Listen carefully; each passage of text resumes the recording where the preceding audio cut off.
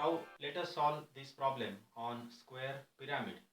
Now square pyramid is resting on HP on its base such that two of its base edges are perpendicular to VP. So initially we have to draw top view of this square pyramid.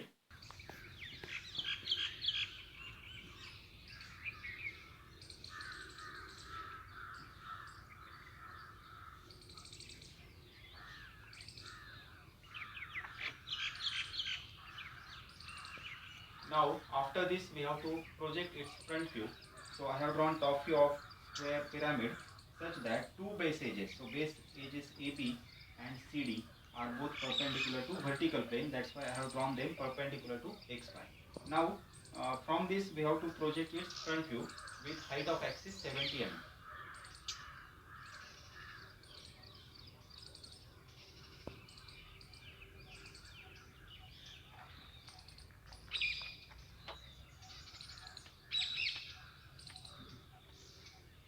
Now we have to start developing the surface. In last session we studied that development of pyramid is to be done by the method which is called as radial line development method. Now in radial line development method we have to draw a line with center O and length equal to the slant height of the pyramid. If you remember the previous session in which I told that every line on the development is always to the true length and even every shape is always to the true shape.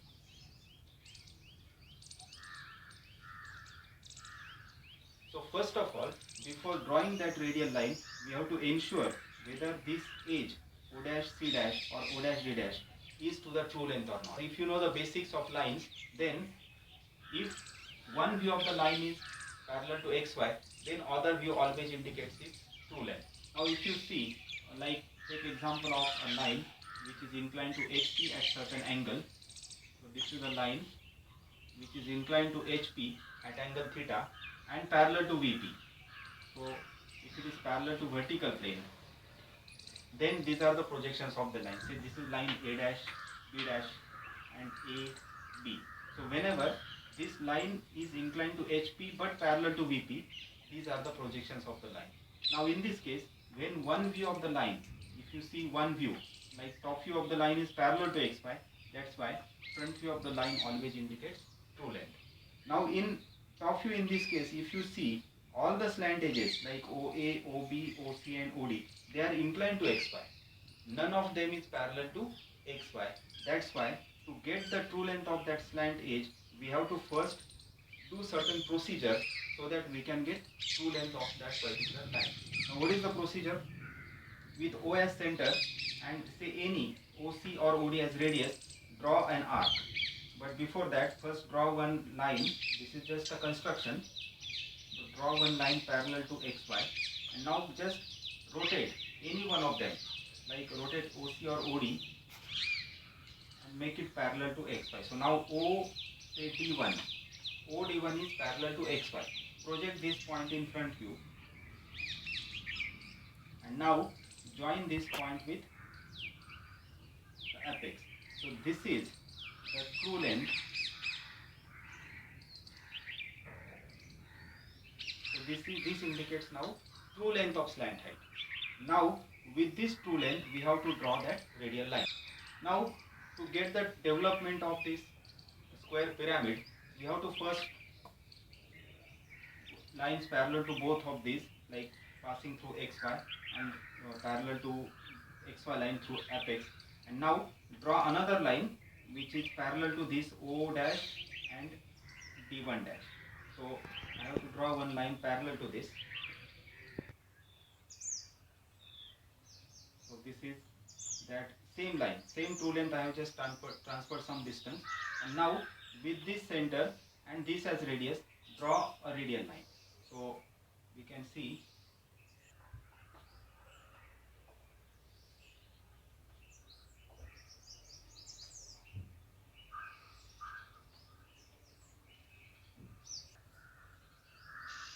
so this is that radial line drawn. Now take distance equal to edge of base in compass and go on marking along this. So this is edge of base in compass. So I have to go on marking along this.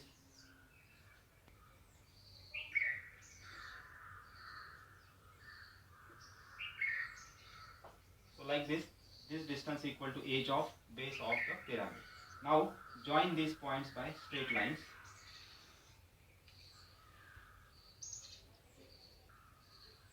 And also join all these 4 points with the apex.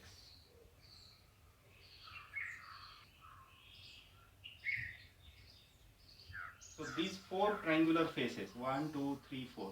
These 4 triangular faces are development of this square pyramid. Now we have to name the points. Let us say I start opening this solid from A. So if I take A here, then second will be B, C, D, and the last point will again be A.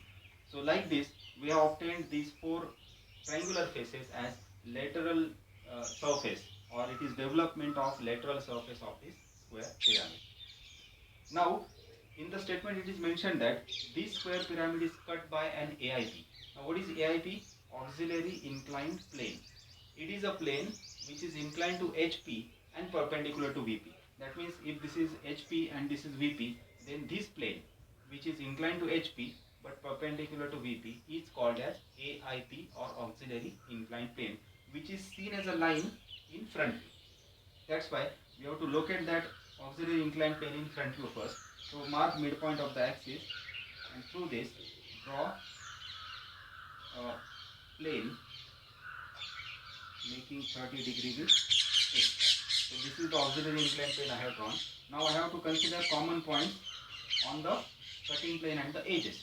So here edge OA and OB both are cut. So consider 2 common points like say P dash and Q dash. Here 2 edges are cut, say R dash and S dash. Now next step is to transfer all these points on the true length, and then with curve we have to transfer them on the respective edges. The points. So let us take first point P and Q. So I have to first draw a line parallel to XY up to true length. So I have transferred it up to the true length, but actually we have to transfer it up to here. Same way R and S, this is S dash. So R dash and S dash are to be transferred parallel to base. And now with this center and this much radius, draw radial lines or arcs. So this center, this radius, draw this arc. Okay. Now this P, point P dash is on edge OA. So wherever this line transferred intersects with OA, this is point P. Remember OA is again here, so same point P will appear at this location. Then Q is on edge OB. So wherever this curve cuts OB, this is point Q. Likewise R and S, R is on OC and S is on O. Now we have to join all these points by appropriate curve. Here this pyramid is a plane surface and we are cutting it by another plane. So when your plane surface cuts another plane, the line of intersection is going to be a straight line. That's why we have to join these points in sequence and by straight lines. So P to Q, QR, RS and S to P. So like this. Now as per the convention, whenever I cut this pyramid by AIP, it is assumed that the portion between observer and cutting plane is to be removed. So we remove this top part, that's why this bottom part is to be made thick. So as per convention,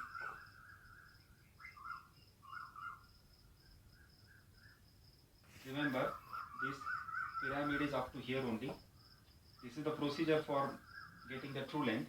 So up to here we have to show this much part by thick line. So this part we are retaining while this top part is to be removed. And now on the development also this bottom part is to be retained. That's why make bottom part thick. So all these lines are to be drawn by thick lines. Okay. And of course edges, the retained part of the edges are also to be made thick. So this is thick, up to R it is thick, up to Q it is thick, and up to P it is thick. So like this we have obtained the development of this cut solid or this truncated solid.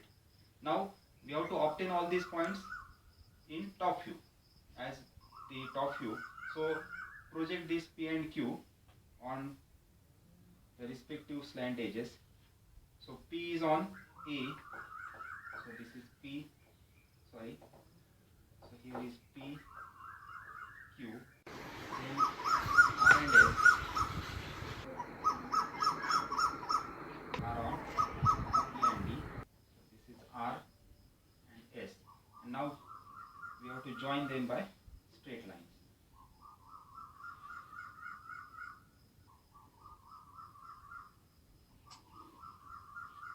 So this is the part to be hatched, because when you look from top and assume that this top part is removed, then the view of the remaining part will look like this. So this is the way we have obtained development of this square pyramid by a method called as radial line development method.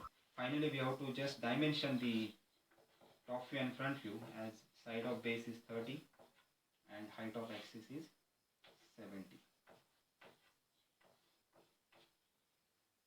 So this completes the projections of the solid when it is resting on HP and cut by AIP, and this is the development of that truncated